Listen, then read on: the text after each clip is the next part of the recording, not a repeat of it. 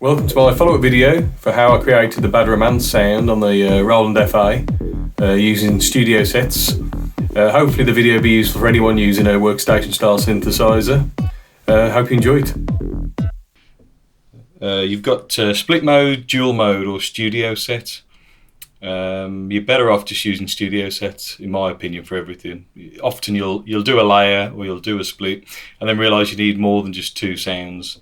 And you can do just a simple split in studio set mode anyway. So I usually start with that.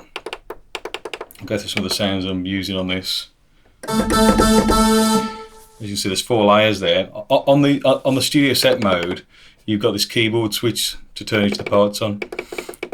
You can see there's quite a few parts switched on here being played at the same time. So you can see the sounds I've layered. In terms of the key splits, if you select, that's the lowest note there, that's the highest note. If you press shift and choose the key, you want it to be the lowest note and then do the same for the higher note. That's the quickest way of setting these splits up. In terms of which sounds I've selected, it's trial and error, whatever I like the sound of. Quite a big sound for Bad Romance.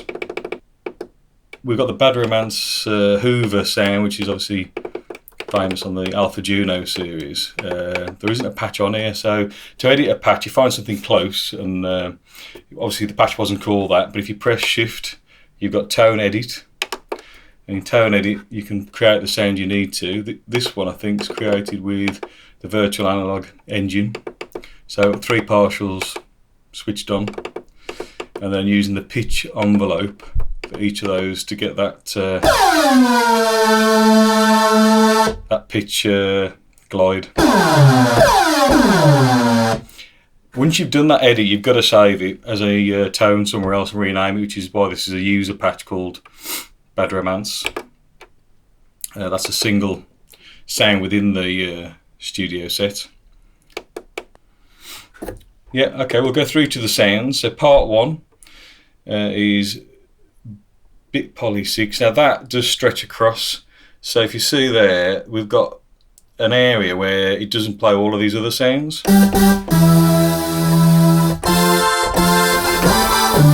So yeah, so the bass I can play on its own with just that super saw sound. And then the other organ parts, we've got an electric organ there, and that's for the big chords.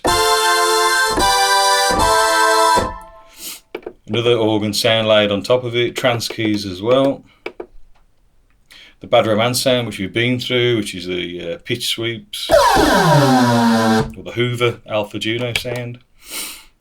Synth poly, that's layering it with a bass sound actually, so we've got 2 on the bass sound. And if you see, that doesn't extend into the big sort of synthy sound. I think we've got, yeah, I mean MG square, if you see just the top of the keys there. Only the top ones play that.